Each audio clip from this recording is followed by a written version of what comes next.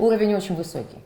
Уровень очень высокий. На самом деле с каждым годом чувствуется, что конкурс растет, конкурс развивается вообще в необыкновенной форме.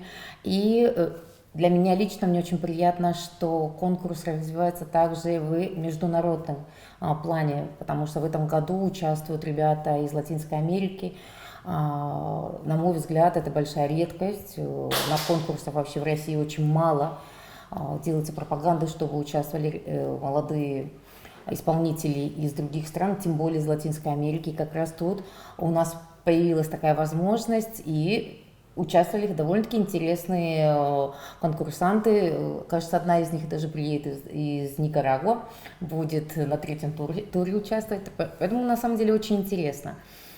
Что нужно музыканту? Ну, во-первых, просто иметь открытое совершенно мышление, быть открытым ко всему новому, иметь желание постоянно учиться, иметь желание постоянно что-то познавать, учить языки, это моя тема больная, учить языки, учить стили. Очень многое что нужно. Одного голоса, к сожалению, на сегодняшний момент недостаточно.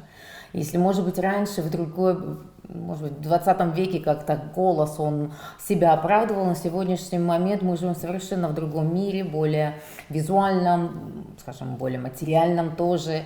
И даже академическое пение, оно тоже меняется, оно подстраивается под эпоху.